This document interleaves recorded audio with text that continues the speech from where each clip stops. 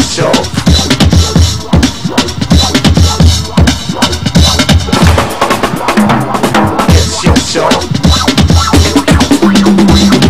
Muy buenas noches a todos, bienvenidos a Plan M, un par de minutos antes de las 9 de la noche, ya estamos en vivo hasta las 10, noche de viernes, noche de picada con periodistas, así que en un ratito vamos a estar dialogando con 5 colegas especializados en temas judiciales, en política, también en economía, para tratar de ver cómo se perfila el post 18 de febrero, es decir, después de la marcha del 18 de febrero, de la marcha de homenaje a Nisman, cómo se redefine todo el escenario político y judicial, porque hay varias preguntas que están dando vuelta y esas preguntas tienen que ver con la reacción que ha tenido el gobierno en este día y medio, en estos 2 días posteriores a la marcha.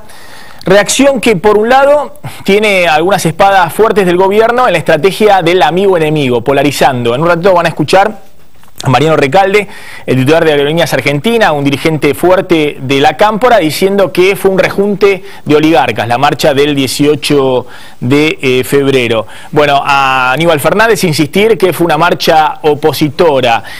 Algunas declaraciones muy duras de otros dirigentes respecto a lo que representó esa marcha y toda una movida en el ultra-kirchnerismo para hacer la contramarcha. El kirchnerismo ya está armando la contramarcha porque cree que se durmió un ratito y le tomaron la calle y ahora busca retomar la calle el 1 de marzo cuando sea la última apertura de sesiones ordinarias del Congreso bajo la presidencia de Cristina. Bueno, en ese contexto las preguntas son varias. ¿El gobierno realmente cree que hay un ataque de la corporación judicial?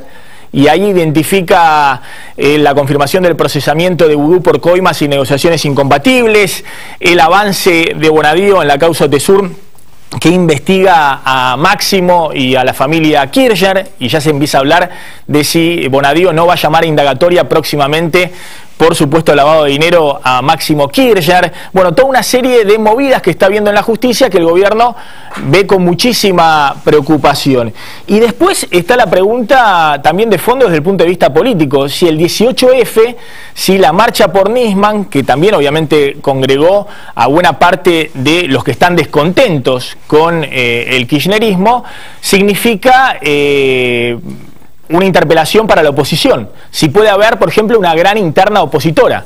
Si finalmente lo que quieren algunos sectores del radicalismo, que vayan todos juntos a una primaria, Massa, Macri y algunos dirigentes del Frente UNEN, se concreta o no. Y fundamentalmente, lo que muchos se preguntan es si la estrategia de Cristina de polarizar, amigo y enemigo permanentemente, aún en un escenario tan delicado como es la muerte del fiscal Nisman, ¿a quién termina beneficiando desde el punto de vista electoral? Es decir, ¿cuál es el juego de la presidenta en todo esto?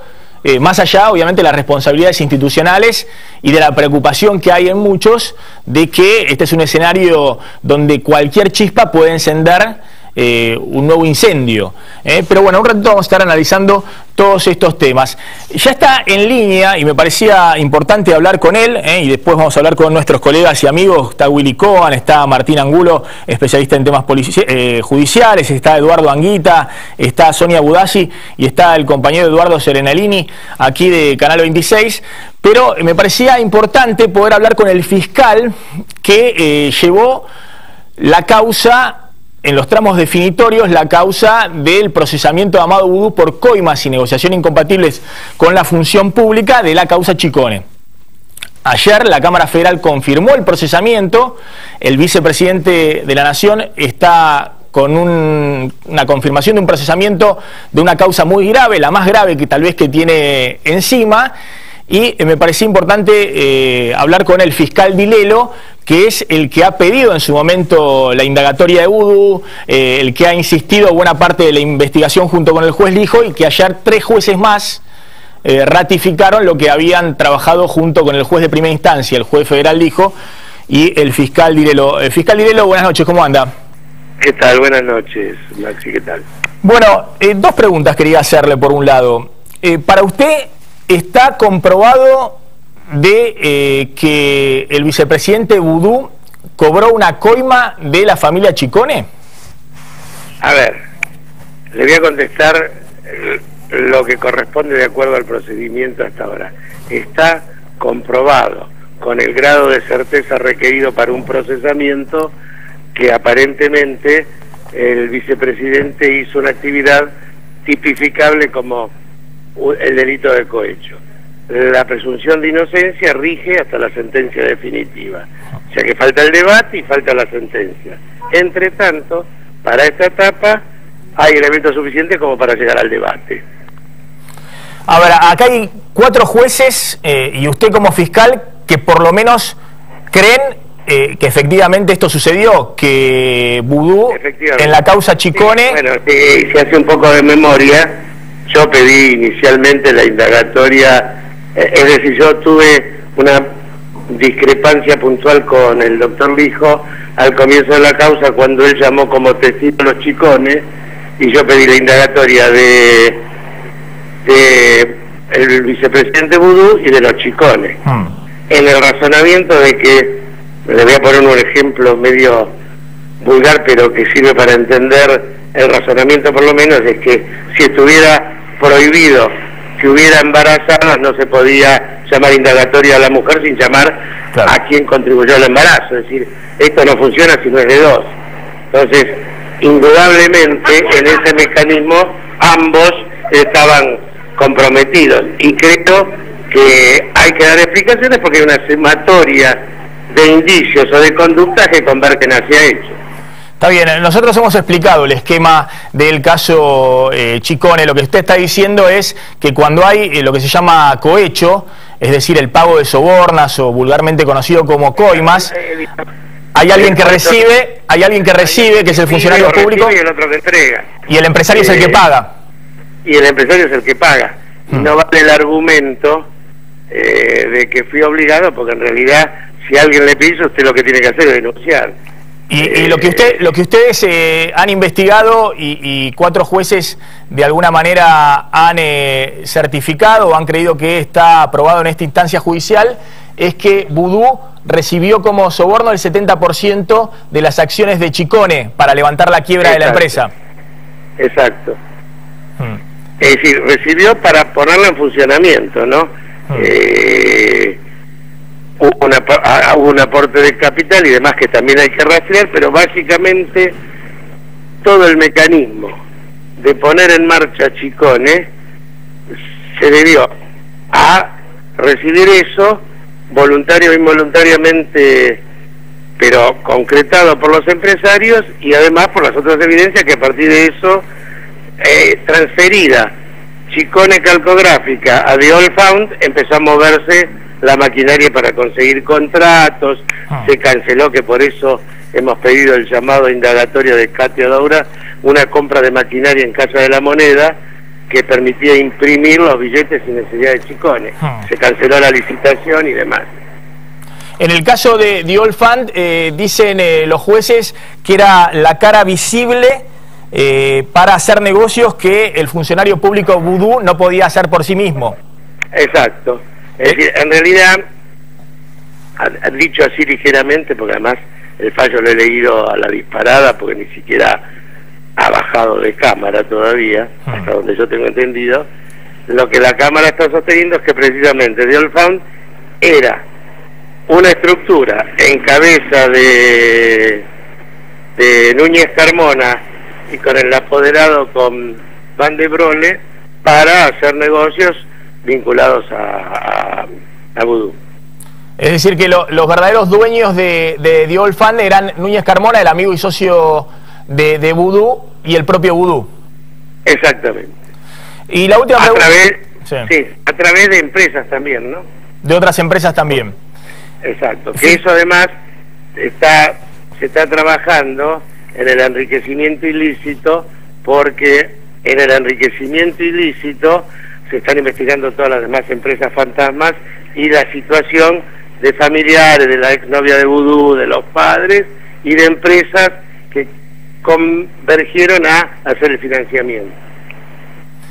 Le hago una última pregunta, fiscal Dilelo. Vudú, con este tipo de delitos, si se va al juicio oral, si hay una condena en base a lo que han dicho hasta ahora 4 jueces, ¿puede ir preso?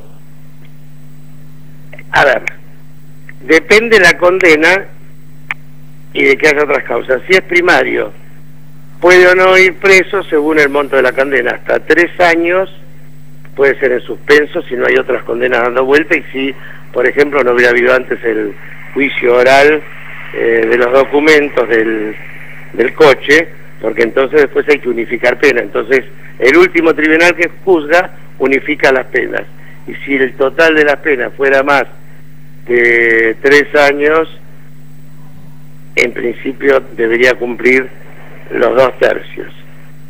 Los 2/3 de prisión efectiva. Los 2/3 de prisión efectiva para pedir la condicional. Y siempre y cuando fuera primario, porque después hay todas otras reglas, la reincidencia, qué sé yo, una persona que tiene varias condenas, para poner un ejemplo diferente, por tráfico de drogas, al final algunas no solo se combina la pena, sino que se hacen de cumplimiento efectivo porque no tiene sentido la condicional. Bien, fiscal Direlo, gracias. No, a sus órdenes, un gusto. Buen fin de semana. Bueno, ahí estaba el fiscal federal que ha impulsado esta causa. Poneme de nuevo, por favor, el esquema, porque estos son los 3 camaristas federales que no los conoce nadie, Farah, Freiler y Ballesteros. Pero el esquema que decía el fiscal Direlo es muy simple y ha sido probado en esta instancia por el juez Elijo y por estos 3 camaristas. Es decir, 4 jueces ya intervinieron y coinciden en el mismo argumento, que Vudú, a través de Diolfan, lo que hizo es cobrar una coima, que era el 70% de las acciones de Chicone, del empresario que paga la coima, de los Chicone, a cambio de usar sus influencias como ministro de Economía para levantar la quiebra de Chicone, negociando con distintos organismos públicos. Y que después, ya como dueño del 70% de Chicone, a través de Diolfan, dice que Vudú y Núñez Carmona son los dueños, que Van der Burele, a quien hoy se le ha pedido la detención internacional por otra causa en Uruguay, pero que este Van der Burele es un pichi, que era empleado de ellos dos, pero que una vez que se hacen del 70% de Chicone, empiezan a buscar contratos del propio Estado Nacional y logran la impresión de las boletas del Frente para la Victoria, imprimir 400 millones de pesos en billetes moneda nacional, la implementación de alguna documentación oficial, y eso se llama negociaciones incompatibles con la función pública. Porque siendo ministro de Economía y después vicepresidente, obviamente no podía tener una empresa en la cual él gestionaba los contratos para esa empresa. Hoy ha salido el jefe de gabinete Capitanecha a decir que esto que han visto de esta manera 4 jueces y en realidad 2 fiscales, porque el inicial fue Rívolo, que después voló por los aires cuando Vudú tenía poder en marzo del 2012, es un ataque de la corporación mediática judicial. El gobierno hoy salió a bancar a Vudú y vamos a hablar de esto con los colegas y amigos. Se viene una avanzada muy fuerte de la justicia contra el gobierno. ¿Es esta la principal, la única preocupación hoy de Cristina? ¿Cómo queda el escenario después del 18 de febrero? El Frente Judicial amenaza con convertirse en una pesadilla para el gobierno nacional. La resolución de la Cámara Federal que ratificó el procesamiento de Amado Vudú fue un golpe directo al corazón del kirchnerismo. En un fallo unánime de sus 3 integrantes, la Sala Primera consideró probado que el vicepresidente de la Nación cometió los delitos de cohecho pasivo y negociaciones incompatibles con la función pública. Los camaristas entendieron que Vudú salvó a la ex Chicone de la quiebra a través de quedarse con una coima suculenta, el 70% de la ex Chicone a través de la firma Diolfan. Con la ratificación del procesamiento que había dictado en 2014 el juez federal Ariel Lijo, ya son 4 jueces y 2 fiscales que coinciden al describir la maniobra delictiva del ex compañero de fórmula de Cristina Kirchner. Negoció contratos del Estado para Diolfan, la cara visible de los negocios que Vudú no podía hacer en forma personal. No fue la única mala noticia que la Casa Rosada recibió el día posterior al 18F. La misma sala de la Cámara Federal ratificó además al juez federal Claudio Bonadío al frente de la causa que más preocupa a la familia presidencial. El gobierno nacional interpretó las decisiones de la Cámara que integran Jorge Ballestero, Eduardo Freiler y Eduardo Farah como parte de un golpe judicial en marcha. Hay una arremetida corporativa, mediática, judicial, las causas de los grupos mediáticos concentrados están estancadas, no avanzan y forman parte de un pacto de impunidad. Y en ese sentido, ese pacto de impunidad significa protección mediática para fiscales y jueces y después ataques desmedidos, despiadados y absolutamente infundados a miembros del Poder Ejecutivo. Junto con la posibilidad de que el vicepresidente de la Nación vaya a juicio oral y la confirmación del juez Bonadío en la causa Otesur, se conoció un nuevo fallo contra funcionarios del Ejecutivo. La procuradora del Tesoro, Angelina Abona, fue citada a declaración indagatoria por no haber adoptado medidas contra el grupo Marsans en la causa del vaciamiento de Aerolíneas Argentinas. La marcha del 18F aceleró las decisiones de los jueces que investigan al gobierno por corrupción. ¿Qué hará el kirchnerismo para salir del rincón del ring y recuperar la iniciativa política? Bien, ya estamos con Eduardo Anguita, director de Miradas al Sur, con Willy Cohen, periodista de FM Cultura, columnista... Milenio ahora, Milenio. Ah, perdóname, mira, me pusieron acá, vamos a cambiar el graph, por favor, amigos, claro. 106.7, espectacular. Exactamente, ahí estás con el Beto Valdés. Está con nosotros Sonia Budassi, que es editora de la revista Anfibia, que ha escrito unas notas muy interesantes respecto al caso Nisman. Bueno, el compañero Eduardo Serenellini, aquí amigo de la casa, de Canal 26, y Martín Angulo, que es especialista en temas judiciales. Lo dejamos a Martín ahí para que tenga su propia picadita. Pero vamos a empezar esta noche de picada con periodistas. Están viendo que hay una preocupación del gobierno por esto que dijo hoy Capitaneche, el ataque mediático judicial. Es decir, esta es hoy la preocupación de Cristina, que los jueces después del 18F empezaron a agilizar aún más todos los expedientes. Sí. Que existe una vinculación entre el Grupo Clarín y un montón de fiscales y jueces es indudable. Ahora, que el escenario actual, si lo querés entender por ahí, no entendiste nada. Porque lo que pasó con Vudú cuando cerró el Congreso, llamó a un montón de periodistas para tratar de mostrar el poder que tenía en Semana Santa, después de las inundaciones. ¿Te acuerdas? En marzo del 2012. Claro, por supuesto. Una demostración de poder obscena. Una demostración de poder cuando en la ciudad de Buenos Aires, a pocas cuadras de ahí, se habían caído los árboles, había un chico muerto.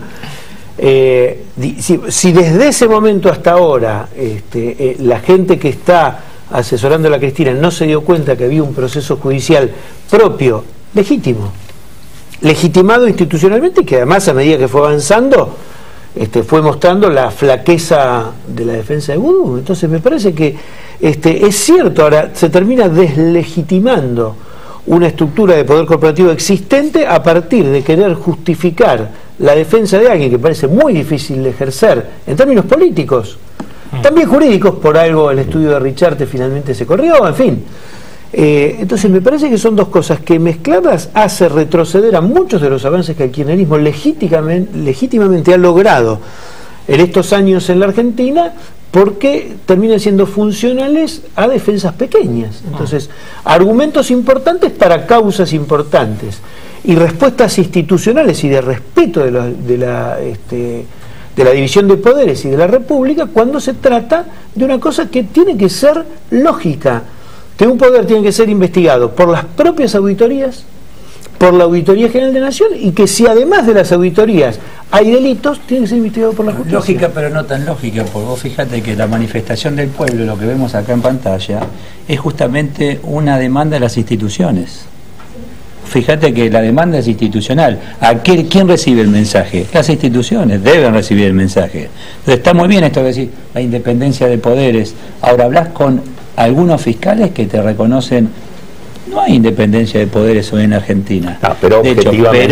Pero objetivamente me parece que es cierto que, digamos, los fiscales y los jueces independientes hoy están más agrandados. Eso es así, me parece que es objetivamente así.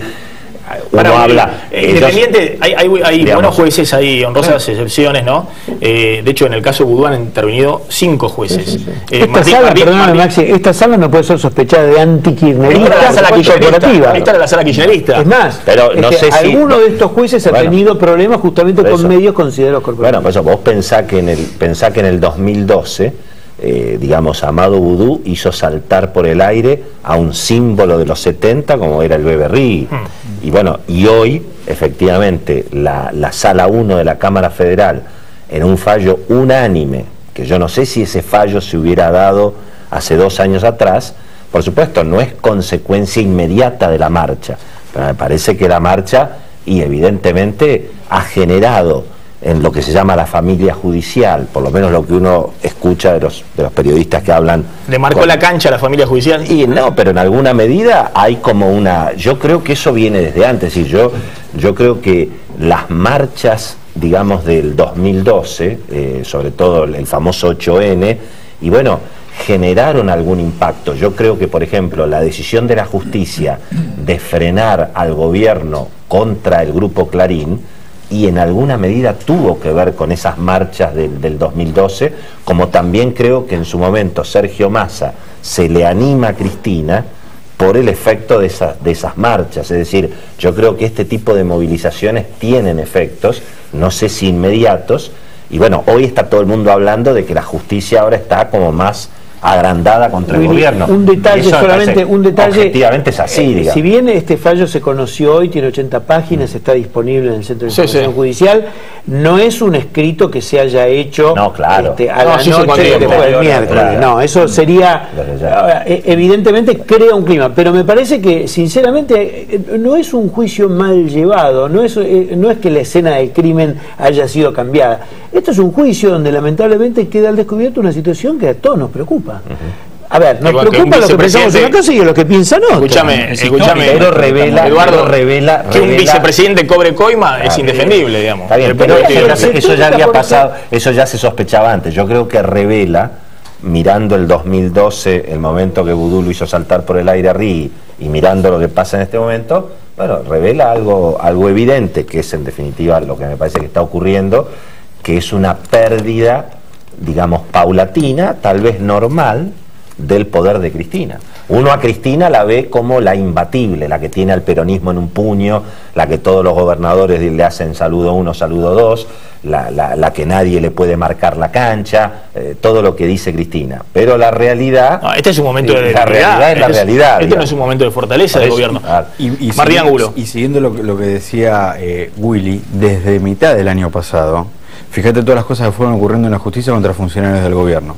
Lo procesan a Vudú por la causa Chicone, lo mandan a juicio a Vudú en la causa del auto.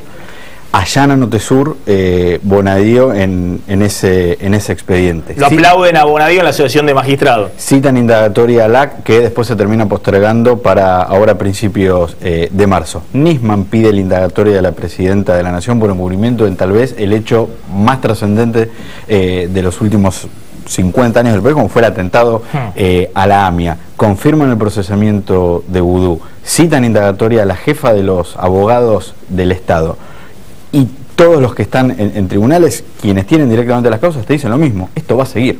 Ahora, esto va a seguir y va para peor. Ahora, ¿por qué comienza a aflorar? ¿Por maduración del proceso? No, Eduardo, pues porque está muriendo el gobierno. Bueno, por eso, ambas cosas. Por eso yo discuto por ambas cosas. Yo discuto lo que dice Willy, los jueces independientes. Es cierto que el caso de Vudú es un caso especial, porque ha habido coincidencia. Yo leí el fallo del hijo, leí el fallo de la Cámara Federal, y la verdad que nunca se ha visto tantas pruebas ordenadas. A mí me parece y coincidentes, una causa bien llevada. De las otras cosas creo que hay un nivel de politización que muchos van a quedar en hojarasca. Yo creo que es diferente. Ahora, la pregunta es, y le pregunto a Sonia también, es lo lógico, pasó con el menemismo, pasa con el kirchnerismo. Más que jueces independientes son tiempistas, digamos, ven el final, algunos son buenos, cobran otros todo. son malos. Ahora cobran todo. Dicen, ahora tenemos, hay que reconocerle a Rafecas y a Rívolo, y por eso volaron por los aires, que esta causa la iniciaron cuando estaba el máximo poder del gobierno, ¿no? Sí, y pero un agravante metió la pata, ¿no? Digamos, Rafecas lo corrió porque metió la pata, estaba mandándose unos mensajitos de un tipo lo quería ayudar, lo quería ayudar. Entonces, y con un agravante, todos te marcan lo siguiente: hay mucho enojo de la justicia con el kirchnerismo, a diferencia de lo que pasaba con el menemismo, mucho más enojo. Justicia legítima, la designación de Gil Carbó, el querer meter a cuanto fiscal haya cercano en distintos cargos, la democratización de la justicia. todo eso ha generado un clima y un malestar contra el gobierno como no se vio con el menemismo, y sumado a lo que también marcaban, el clima, el fin de época, lo huelen y lo saben todos. Sí, también creo que hay una cuestión interesante que nosotros tratamos de, en el medio de la conmoción generalizada por la muerte de Nisman, y gracias a que no tenemos que salir en radio, somos agencia de noticias, pudimos parar un poco la pelota, por más que teníamos como el ímpetu de seguir inmediatamente adelante, y tratar de generar un poco de temple, también porque pertenecemos a la universidad, entonces podemos escapar un poquito a la lógica, a la Universidad Nacional de San Martín, sí. Y tenemos la suerte de poder escapar un poquito a la lógica de la velocidad, y nos pareció que este acontecimiento de la muerte de Nisman en realidad es uno de esos grandes hechos que sirven para que afloren grandes conflictos sociales e institucionales.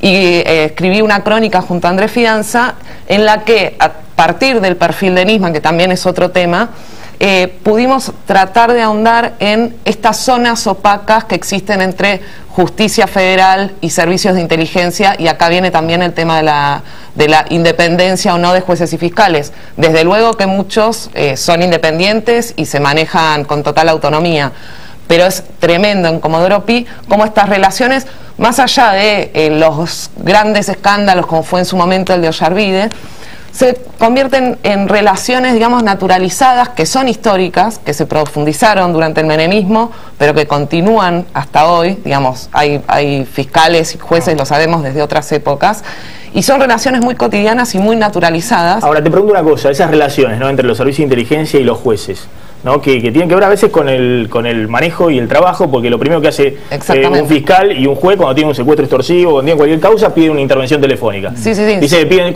50, 60 intervenciones telefónicas por semana en Comodoro Pi. Todo el tiempo le piden a las intervenciones telefónicas, que además hay que replantearse cómo se investiga en la Argentina, ¿no? Porque lo más fácil es investigar pinchando teléfono, digamos, pero no hay equipos de investigación más serios. Si no pasa lo que pasa en Estados Unidos, que la CIA se puede servir del FBI, por ejemplo. Claro, pero bueno, además de eso, el gobierno no se enoja. El gobierno no se enoja con la CIDE, porque durante 10 años tuvo en un puño a la justicia federal gracias a la CIDE, digamos, gracias a esta. Bueno, ahí lo que planteas vos, decís, en el menemismo no había tanta. Hay que ver si es por absoluta independencia o había demasiada dependencia, claro, que sí, entonces no nos tocamos, chicos. Acá me parece que yo quería volver sobre ese punto, me parece interesante. A mí me parece que justicia legítima es una cosa legítima. Podés estar de acuerdo o no, pero justicia legítima viene a poner en cuestión una vieja tradición de la justicia conservadora. Entonces, lo que a mí me parece que justamente porque la causa de Vudú, y lo hablas con abogados que siguen temas penales de este tipo, te dice, es una causa bien llevada. El hecho de que el gobierno haya puesto tanto esfuerzo en defender a Vudú le resta potencia en aquellas cosas que pueden ser interpretadas como verdaderos procesos de cambio. ¿Y por qué crees que lo banca Cristina? Bueno, a ver, lo podría haber soltado el año pasado, que no era un año electoral. Lo pudo haber soltado, le pudo haber soltado la mano en cualquier momento. La realidad es que la argumentación que hacen funcionarios de primera línea como Capitanich para defenderlo en este momento, lo que hace es restarle fuerza a los mismos de justicia legítima. Más que preguntarse por qué lo sostiene, por qué lo trajo. Porque si vos analizabas un poquito el pasado de Vudú, y no muy inmediato, tenías un pasado, digo, ¿por qué lo trajo? ¿No? Era previsible. Una cosa de lo que decía Sonia, de las relaciones del poder político, de los servicios con los jueces, sobre todo con los jueces federales. Tiene relación con todos los poderes, y ningún poder, y menos el político, en los últimos años ha intentado hacer algo para cambiarlo de manera legítima. Gustavo Vélez le propuso en el inicio de la gestión a Néstor Kirchner un proyecto para licuar el poder de los jueces federales y unificar ese fuero con el fuero de instrucción, y que de esta manera las causas políticas no queden en manos siempre de los mismos jueces. Es un proyecto que nunca avanzó. A ver, escuchen, esto es algo. Los jueces son siempre independientes, digamos. Juegan la propia, juegan la propia con el gobierno, cuando el gobierno tiene poder, y después juegan la propia. Pero evidentemente, en la pelea que planteó el gobierno contra la justicia, que digamos Eduardo dice conservadora, digamos, esa pelea me parece que la está perdiendo el gobierno.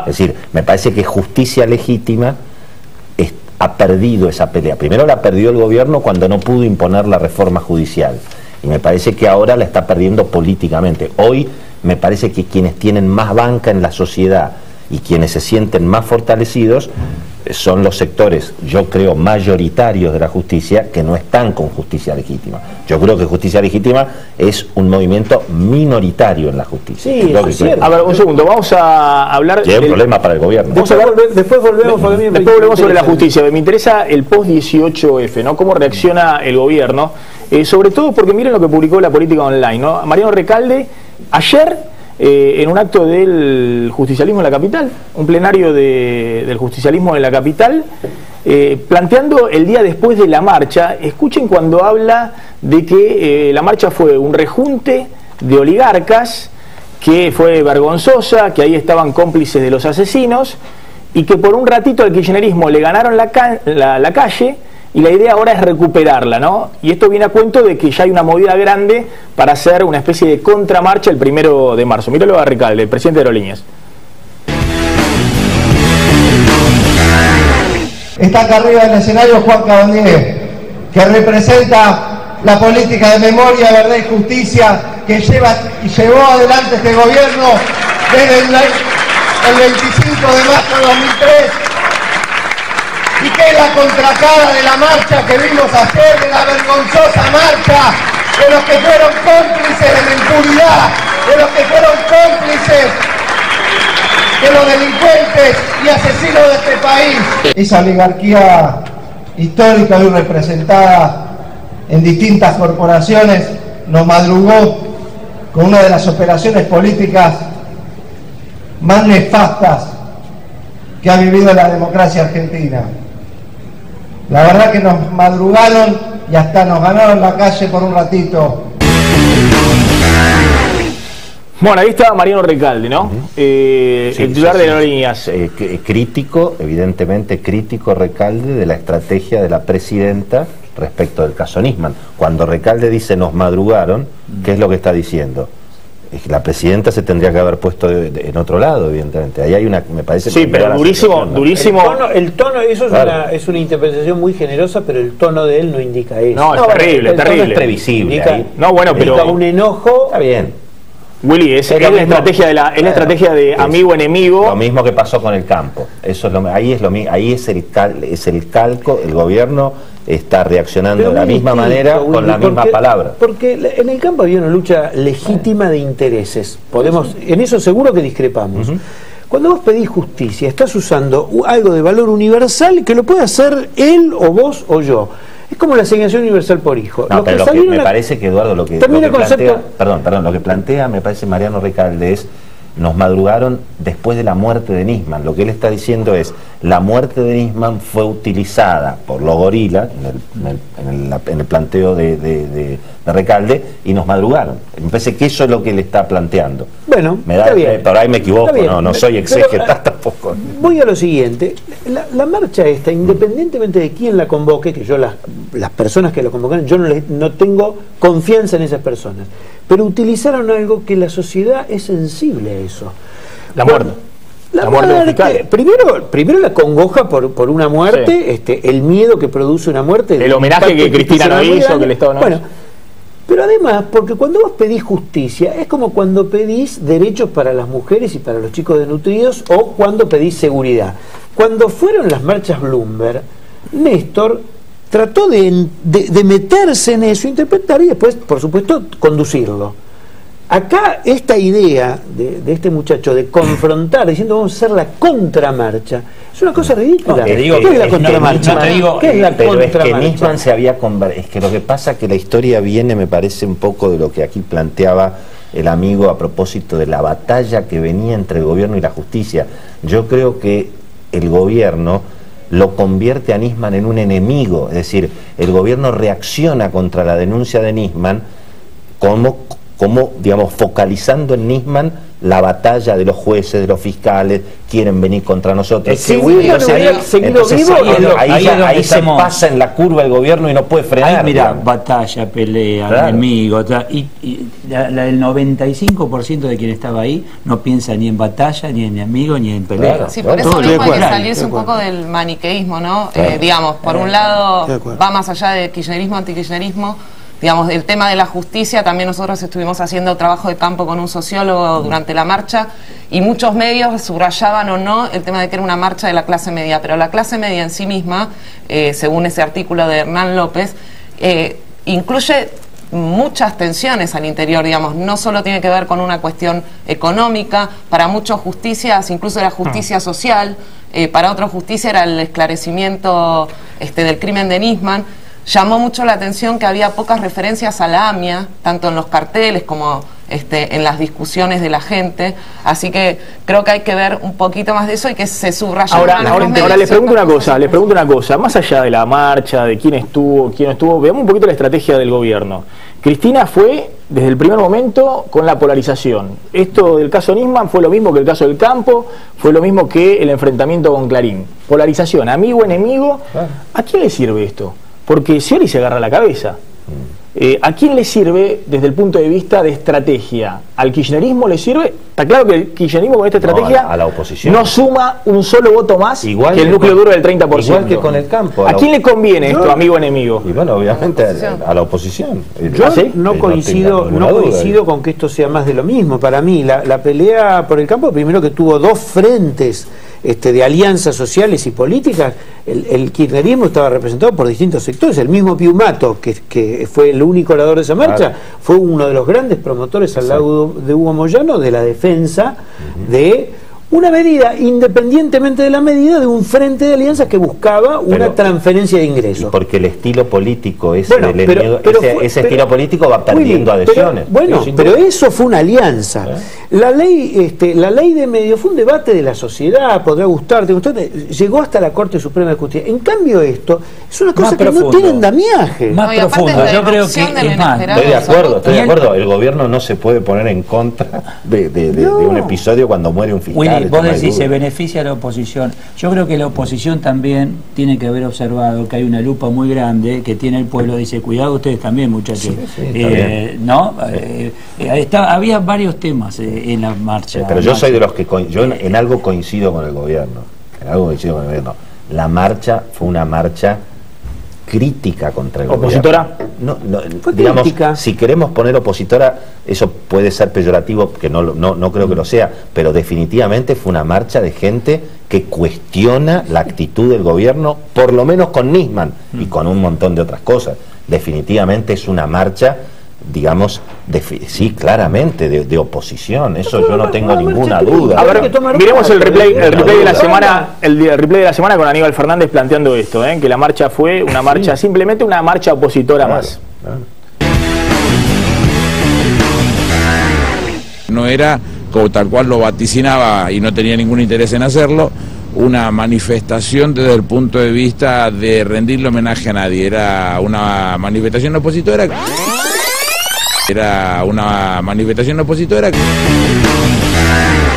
Claro, pero fue una flor de manifestación opositora. Ese es el problema para el gobierno y creo para quienes tienen que defender los colores del oficialismo este año. Vos fijate, en la provincia de Santa Fe, el peronismo ni siquiera puede encontrar candidato. Es decir, evidentemente está mostrando, me parece, un humor de la sociedad que claramente se aleja, creo yo, del cristinismo, ¿no es cierto? Es decir, la posibilidad de Axel Kicillof, candidato a presidente, yo hoy la veo más lejos.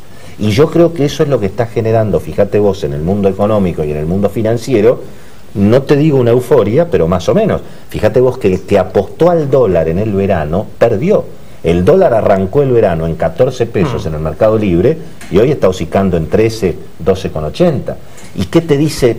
Y vos decís, pero ¿cómo? No es que estaba fundido el Banco Central, no es que estamos en default, no es que estamos con Irán, no es que es todo un desastre. ¿Y qué te dicen los profesionales del dinero? ¿Sabes qué pasa? La expectativa es mejor que el presente. Es decir, la sensación de que, y sí, efectivamente, Cristina va terminando su gobierno debilitada, le cuesta eventualmente a Cristina poder colocar una sucesión, y bueno, eso es lo que está animando hoy al mundo económico a pensar que eventualmente, bueno, el futuro puede ser más amigable, ¿no? Cada mes que por supuesto pasa, se pueden equivocar. Cada mes obviamente. que pasa nos van hundiendo un poquito más. Y revertir esta situación en lo económico, en lo público y en lo privado, va a costar mucho. Quien llegue, quien sea, le va a costar. Ahora, igualmente, supongamos que fue un mensaje no solamente para el gobierno, la marcha, sino también para los jueces y para la oposición.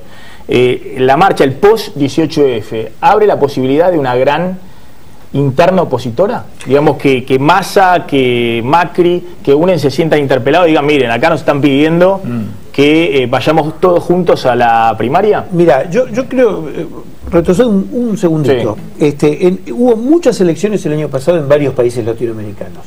La verdad fueron procesos electorales bastante razonables, bastante previsibles en sus resultados. La mayoría de los oficialismos confirmaron su continuidad. No hubo golpes desestabilizadores, ni blandos ni duros.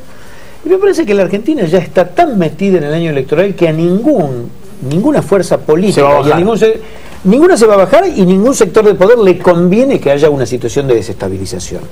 El gobierno, si lo mirás en su proceso largo de 12 años, en realidad llega muy entero, porque tiene poder en la Cámara de Diputados, poder en la Cámara de Senadores, porque tiene un juego de cara a las PASO que le permite a Cristina, como el otro día hizo Natucha, acercarse a Scioli. Es decir, yo creo que hay mucho juego.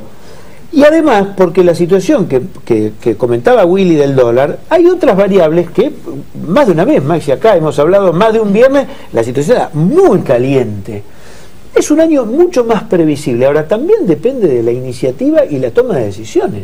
Si vos te equivocás en la toma de decisiones, te encerrás, te abroquelás, y bueno, no solamente perdés ímpetu para tu fuerza política, le estás transmitiendo un mensaje de que la sucesión va a ser traumática. Ahora te hago una pregunta. No debería serlo. Pero ¿para quién es un problema todo lo que hace Cristina? ¿Es un problema para Cristina que no va a la elección en octubre? ¿Es un problema para Scioli, para Randazzo, para el candidato del oficialismo que no quiere hacerlo? No conozco candidatos que no quiere hacer el 30%, quiere llegar al 40% y ganar la elección. No conozco candidatos en el peronismo en estos 30 y pico de años que no hayan tenido que abrirse paso propios. Cuidado con la victimización permanente también, es una estrategia que tiene este gobierno, ¿no? Pero bueno, ha dicho Eduardo, ya el tema no lo hicieron perder, ya el tema del golpismo, no se lo cree nadie, ya hubo 58 golpes en el medio. Y Scioli en este mes tampoco las encuestas indican que haya tenido un impacto muy grande. Obviamente lo golpeó un poquito, pero a mí me parece pero lo que indica es que si Scioli quiere ir, además de los convencidos, el 30%, que cualquier cosa que le diga Cristina va a estar bien, si Scioli quiere tener eso, más 10 puntos, con esto no ganas un voto más. Sí, digamos, todavía, me parece que todavía no está claro quién es el candidato del oficialismo, ¿no es cierto? Y eso, para mí sí está claro. Para vos sí, es Scioli. Bueno, porque van a ir unas pasos donde ojalá haya otras fuerzas, a mí me encanta Tayana, me parece Randazzo un tipo extraordinario. Del mismo modo que Margarita Stolbizer me parece una jugadora importantísima en la democracia argentina. Te quiero decir, esto no lo veo con la lupa partidista. Me parece que hay un montón de jugadores muy interesantes. Entonces me parece interesante. Ahora, la verdad, no veo de acá a las PASO que alguno pueda juntar más fuerza que Scioli. Y en el peronismo precisamente tendrán que tener la misma habilidad que va a tener que tener la oposición de llegar a acuerdos. ¿No crees entonces en la posibilidad de que Cristina lo bloquee a Scioli? Bueno, hay, digamos. Yo creo que si intenta bloquearlo va a pagar un precio político de ella, ¿no?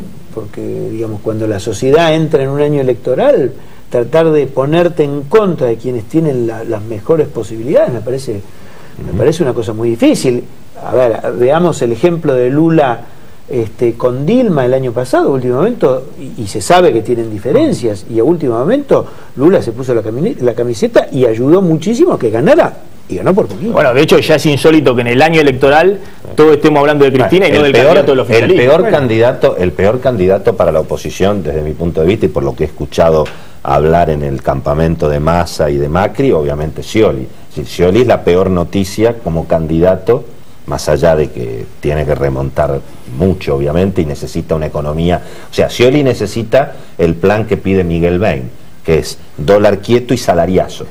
Y eso es lo que va a ocurrir este año. Bueno, Más o menos. Tendrían, si lo pueden administrar, el tema es qué haces con la inflación. Pero digamos, el tema es que dejas en diciembre. Sí, pero eso es otro problema. Vas a dejar menos reserva, más China, entonces, ahí yo creo más yuanes chinos. Y después me da la sensación que entre Macri y Massa ya no hay mucho más que hablar. Digamos. Macri, no hay forma de llegar a Macri, por lo que yo sé, Macri tiene el convencimiento de que es ahora o nunca. Él va a ir con el mensaje de que hay que darle la oportunidad, digamos, a que gane una fuerza que no sea el peronismo. Está muy onda Lilita Carrió, Macri, en ese sentido, me parece.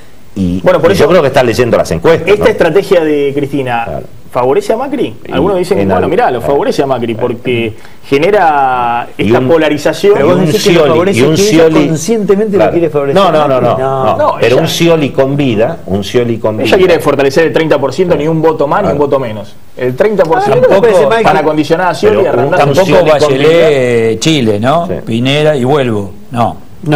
No, la Argentina no es. ¿Entendés? Claro. Bueno, ¿no? Argentina no da para eso. No da para tanto, ¿no? Argentina no es tan civilizada. No es tan civilizada. Bueno, no digo porque puede ser una estrategia. Tan dividida socialmente con casta. Esto tiene mucha más movilidad, tiene mucha más ventajas la democracia argentina. Escuchame, estamos hablando de Vudú, que está con el doble procesamiento, siendo vicepresidente de la Nación. ¿Te imaginás en el 2016 pero Vudú dónde va a estar? Hay un dato. ¿2016? El año que viene va a estar todos los días en tribunales Vudú. Bueno, si nos comparamos con otro país, que yo hoy escuchaba Venezuela, hablaba hace un ratito con Berenice de Radio Caracas, cómo pinta, cómo está hoy la situación de Venezuela y en lo económico, y te digo que tenemos un paralelismo en algunos puntos. Claro, pero da la sensación de que Venezuela estamos bárbaros. Pero Cristina no podría, digamos, meter en cana a Macri y a la doctora Carrió. Pero no puede ni tampoco. Por eso digo, por eso el dólar bajó de 13. Pero por eso, pero viste la brecha que tiene. No, pero mucha gente se pregunta, ve lo de Venezuela y dice, che, acá puede pasar lo mismo. No.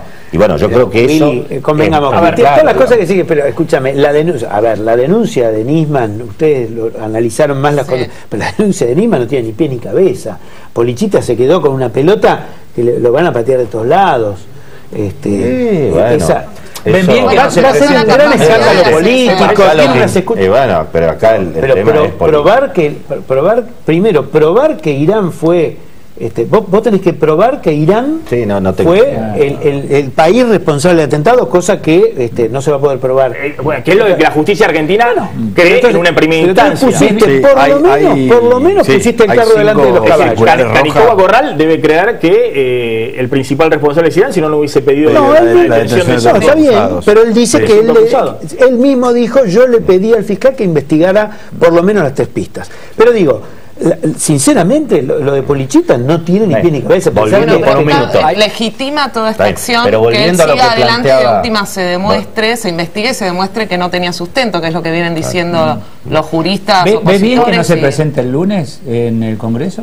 Yo creo que sí, porque hay una diferencia entre Nisman en el Congreso y Polichita en el Congreso. Nisman había como terminado su trabajo, hizo la denuncia junto a lo que él consideraba las pruebas y hasta ahí llegaba su rol, más allá que después como fiscal de la causa AMIA pudiese seguir interviniendo. Polichita recién arranca y hoy lo decía en la nota, me pueden hacer preguntas que yo no voy a poder responder. Pero además está pidiendo el secreto de sumario, va a ir a hablar al Congreso. Y él mismo lo puso, está pidiendo el secreto que le va a decir, ¿te volviste loco? Pero era una situación retomando lo que planteaba Maxi para adelante. Yo creo que hay un efecto Nisman, podemos llamarle, ¿no? Entonces yo creo que el efecto Nisman aleja la posibilidad de que el gobierno, con un Scioli candidato, si fuera Scioli el mejor candidato del oficialismo, yo creo que todo el efecto Nisman, más la pelea de los medios, más el tema naturalmente, todo eso creo que aleja la posibilidad de un gobierno ganando en primera vuelta. Entonces, parecería que... Por eso le resta chance a Scioli, que es el único que tiene la posibilidad de ganar en primera vuelta. Entonces, si no hay riesgo de que Scioli gane en primera vuelta,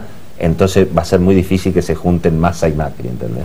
Yo creo que ahí es donde se fortalece en alguna medida lo de Macri aparte, ¿no? A ver, un segundo, mirá lo que dijo Arroyo Salgado, que hizo mucho ruido esta semana, ¿no? Después, el día siguiente a la marcha, cuando plantea que tiene la convicción y no admite la posibilidad del suicidio de Nisman. Porque en principio no creían que Alberto Nisman se pudiera suicidar. Por su personalidad, fundamentalmente, porque vida no entiendo que no tenía motivos, y por su personalidad fundamentalmente. Era una persona que de ningún modo yo admito esa posibilidad. De ningún modo yo admito esa posibilidad. Sonia, de alguna manera como que estamos jugando en la Argentina con la idea de ojalá sea un suicidio, porque parece ser demasiado intolerable la posibilidad de un homicidio, ¿no? Planificado obviamente por altos profesionales o la hipótesis digamos que lanzó Cristina, la última que se le escuchó a Cristina, de que esto fue un asesinato y le tiraron un muerto al servicio. La verdad que es una idea tan fuerte desde el punto de vista político que uno se pregunta para qué están boludeando lo de la Cámpora, haciendo especulaciones de todo tipo, por qué la presidenta no vuelve a hablar del tema, si esa fuera realmente la hipótesis principal, si realmente Argentina tuviera un fiscal que lo ha asesinado algún servicio de inteligencia o para perjudicar al gobierno o porque se tenía jurada los servicios de Irán o de Siria, como ha dicho ahora Carrillo. En primer lugar, como vos decís, digamos, la geopolítica mundial también excede el kirchnerismo y el antikirchnerismo, y sí, como escribía el otro día el antropólogo Alejandro Grimson, creo que estamos como en una crisis de interpretaciones donde se confunden hechos con interpretaciones e indicios con consecuencias. Si el pasadizo secreto no tenía una cámara, entonces entraron, es asesinato. Si la puerta estaba cerrada de tal manera, es suicidio. Y todos nos estamos convirtiendo en una suerte de Sherlock Holmes, aunque en realidad Sherlock Holmes se regía por la razón y era esa cuestión lógica que cada indicio conducía a un lugar seguro. Y socialmente todavía no estamos en ese punto, pero hay también una demanda de información tan grande que hace que muchas veces el medio que tiene menos temple sea el que pierda, porque es el que le dan el dato a una fuente errónea y dice que el arma no estaba a la distancia que la fiscal había dicho, y cosas así que generan confusión. Y creo que lo mejor es como tratar de no inferir de un nuevo elemento una consecuencia suicidio, asesinato, que creo que es lo que pasó en el gobierno y muchas otras fuentes, que incluso Patricia Bullrich y demás, que se apresuraron a dar un diagnóstico cuando en realidad... Yo te digo, la dirigencia política, la otra vez yo le preguntaba cuando vinieron acá, todos dicen es asesinato. Sí, bueno, la investigación de la fiscal nos lleva a eso.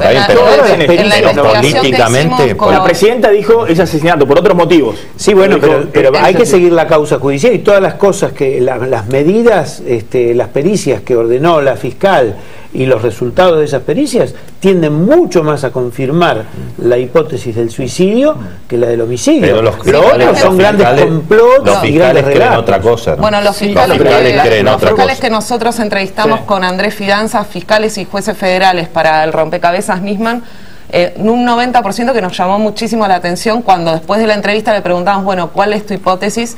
Había una fuerte mayoría que creía en la hipótesis del suicidio, incluso tenían teorías que uno tiene que tomar, digamos, con pinzas, aunque muchas sean verosímiles. Digamos, acá se juega también la lucha por lo creíble y la verosimilitud. Pero un fiscal que hablaban de las conexiones de Alberto Nisman con distintos servicios de inteligencia, y los más extremos Sonia, hasta llegan a decir que era un agente y que por eso habría podido hacer este tipo de operaciones. Digamos, un agente que no estoy suscribiendo esa teoría, ¿no? Pero muchos la afirman, que ya tiene un vínculo acordado, sin extorsión de por medio, con determinado servicio de inteligencia, y parte del procedimiento es, bueno, si lográs tal cosa, tenés la Procuración General o sos presidente del Congreso, y si no, te mandan un arma. Vamos a entender una cosa, Nisman, para investigar el caso de la AMIA, Kirchner va y le pone Estiuso porque no lo podía investigar. Estiuso venía desde el 94, los fiscales que están ahí, porque es legal, digamos, los servicios de inteligencia son la herramienta. No había forma de investigar la AMIA sin la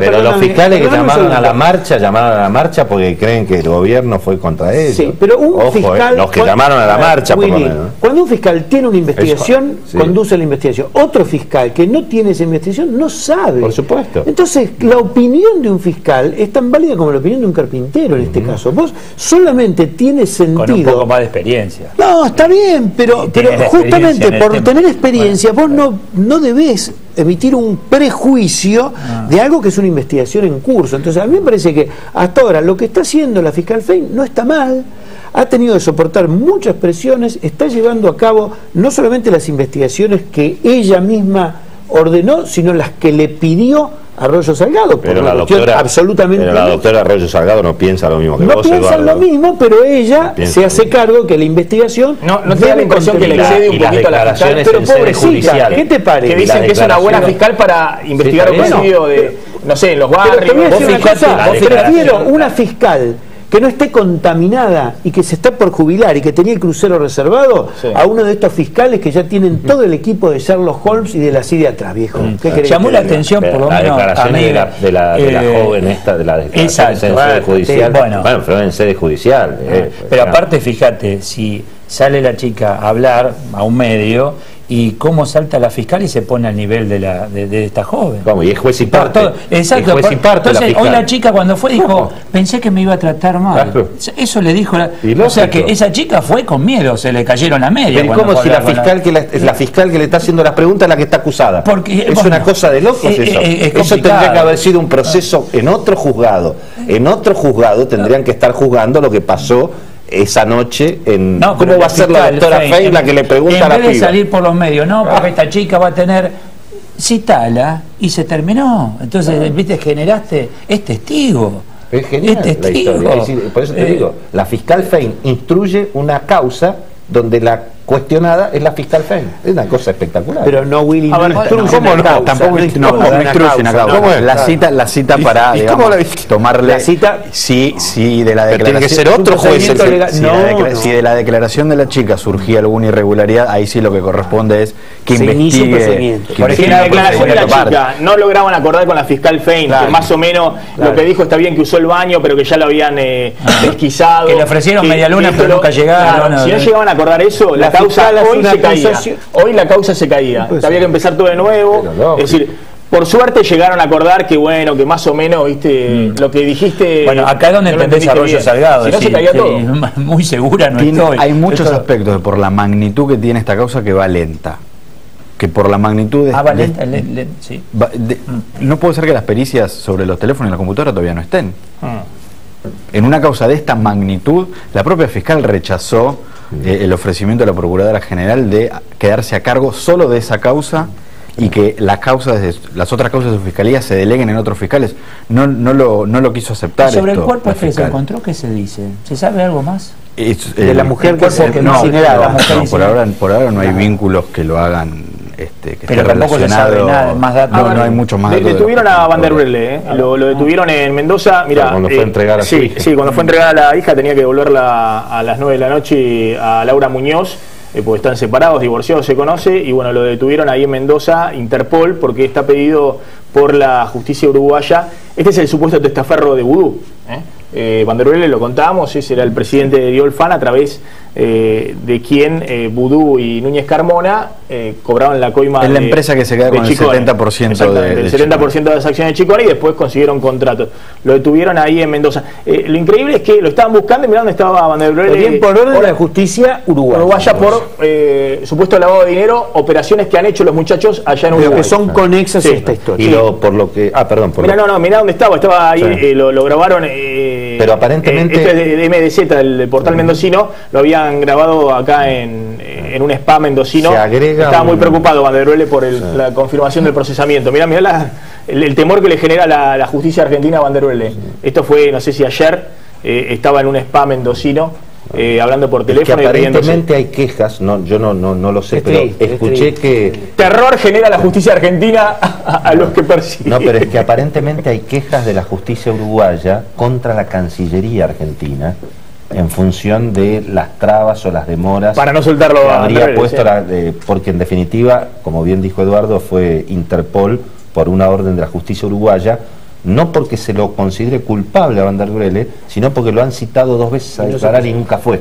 Entonces, en principio, lo lleva Interpol a declarar a Uruguay. A indagatoria. Exacto. A indagatoria, porque no se presentó en todas las indagatorias. A ver, algo que nos quedó ahí dando vuelta. ¿Escucharon lo de hoy? Salió incluso en Radio Latina, en Al Máximo, en el programa de la mañana, lo puede sacar a Pino Solanas. Porque hoy salió la versión de que va a jugar con Massa en la ciudad de Buenos Aires. Mira, lo que estamos hablando de cómo se redefine la oposición. Y Pino me dijo, con Massa tenemos muchas coincidencias. Lo que pasa es que creo que después salió más tarde en una radio a decir que no haría una alianza con Massa porque es neokirchnerista, ni con Macri y más. Pero bueno, a la mañana que lo agarré bien a Pino. No sé si es el mejor, si es el mejor aliado que puede encontrar Massa en Capital, ¿no? En todo caso, no lo sé.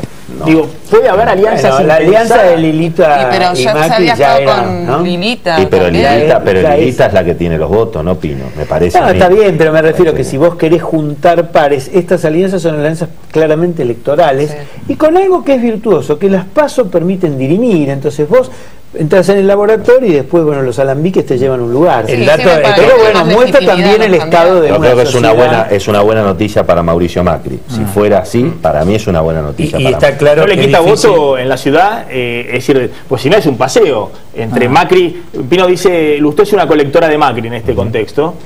Suman todo por la estrategia Carrió-Macri. ¿No le quita voto un poquito ahí también? ¿No divide un poquito en la ciudad? Para mí para que sea un paseo de Macri en la ciudad. Para mí está mostrando una dificultad de Sergio Massa para armar en Capital, me parece. En realidad hay una necesidad de candidatos importantes, provincia de Buenos Aires y Capital Federal en principio, ¿no? Para todos. Es decir, Macri necesita en la provincia de Buenos Aires, claro. Y Massa necesita pero la candidato en provincia, ciudad. no te olvides que la provincia tiene una ventaja, que es que se vota el mismo día que el de la presidente. nacional. Entonces, en definitiva, arrastra la lista, en definitiva ahí el candidato a presidente juega mucho, ¿no? Recordemos al gobernador del año 83, exactamente, el doctor Armendáriz, ¿cómo no? Bueno, todos ¿no? en general. Armendáriz no era alguien que tuviera un liderazgo propio. En el 87, perdón, en el 83, y lo arrastró Alfonsín. Salvo el caso de Rucauf con De la Rúa, pero ahí porque hubo una alianza a último momento con el cabalismo. Si no, digamos, no sé si no ganaba la doctora Fernández Mejide también. O sea que nos quedamos casi sin tiempo, ¿no? Pero las encuestas no muestran, obviamente hay una condena generalizada, 80% por el caso de Nisman, un reclamo de que este crimen, sea suicidio, sea homicidio, sea suicidio inducido, no puede quedar impune. Pero no muestran que cambie el escenario hoy electoral, ¿no? Las encuestas muestran, en la guerra de encuestas, en alguna Massa está arriba, en otra está Scioli, según los encuestadores, pero no muestran que haya un cambio del escenario. Es que hay en este sentido, una cosita que coincido con el señor Anguita, que tampoco Gracias me parece... por lo del señor, por muy favor, amable, lo venía ensayando doctora. desde temprano.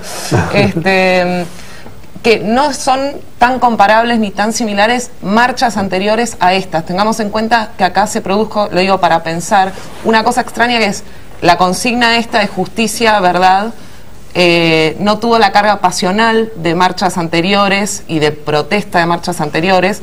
Está el factor de que el reclamo por la AMIA, cosa que a algunos los puso bastante triste, no estaba presente, y además estaba liderado de una manera muy extraña por fiscales, muchos de ellos que no tienen un pasado muy puro, a muchos otros sí, digamos, muchos solo tenían en común su enfrentamiento con Gilles Carbó, pero nada previo, y lo que es realmente llamativo es ese halo de neutralidad y de pureza que se ve que representan para mucha gente, digamos, eso del fiscal investigador, no del juez apoltronado, digamos, la buena imagen que tienen estos Campagnoli fiscales, sobre todo, ¿no? Campagnoli era como una especie de ídolo ahí. Sí, que la gente lo aplaudía. Muchos dicen que tienen aspiraciones políticas y que ya se están midiendo. Convengamos que también Ollarvide le ha hecho tanto daño al kirchnerismo, es decir, le ha salvado los expedientes de enriquecimiento ilícito. No fue el único Ollarvide, Hubo otros jueces, Arcolini, hubo otros jueces que en distintas etapas... Y también cuidado con los ídolos. Y ha logrado algo. Canicova también, ¿no? Canicova lo tuvo. Canicova, Arcolini y Ollarvide tuvieron. Y el gobierno ha logrado ahora, algo convengamos muy interesante, que es transformar casi en un ídolo a un fiscal como Campagnoli, muy criticado dentro de la justicia, muy criticado. Lo llevan a juicio por un tema que era inexplicable llevar a juicio. Exactamente, pero eso muestra el fastidio de la clase media con el gobierno. Es decir, es justamente lo mismo que pasaba con el campo. Y en la marcha el gobierno no podía entender que la gente... De Angeli presidente, claro. Bloomberg presidente, guarda conocido lo que aparece. Y también la misma postura que uno no sabe si se los creen ellos mismos. Eso de estar en un corralito a mí me recordaba como a los reyes que estaban separados del pueblo porque les bajaba el poder y en la marcha divino interesante. Directamente. Había mucha gente que pedía justicia independiente marchando con la propia justicia. Sí, eso también es muy paradójico. Es muy paradójico eso. Claro. Tengo que hacer un minuto de tanda y tengo que cerrar. Colegas, ¿se quedan comiendo aquí la picadita de Estoy preocupado. De la tablita? ¿Qué pasó, Edu? No llego a leer el cartel. Estoy grande, ¿no? Está en chino mandarín. Está en chino mandarín. Gracias a la fiambrería y que sería La Tablita, ahí en Vidal 1726 en Belgrano. Visita su página web. Ahí me mataron. www.latablita.com.ar y acompañalos también en Facebook. Esta semana, en vísperas de San Valentín. No, esto esto de la semana pasada. Me pusieron. Bueno, ahí está La Tablita. Pueden hacer los pedidos al 4782-5393, 4786-1569. La Tablita. Ahora vamos a comer la piqueta. Un minuto de tanda y nos despedimos.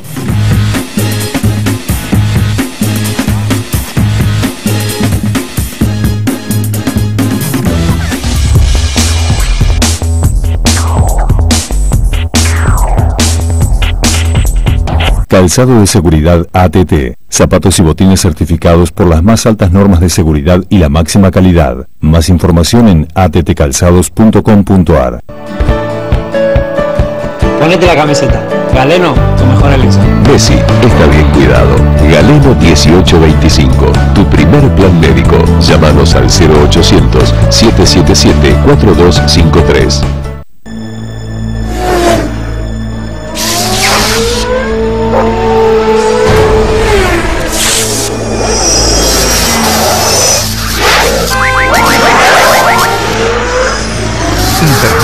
Alta velocidad, 10, 20, 40 y hasta 100 megas. Sí, escuchaste bien, 100 megas. Llama ahora al 3969-2222. Telecentro.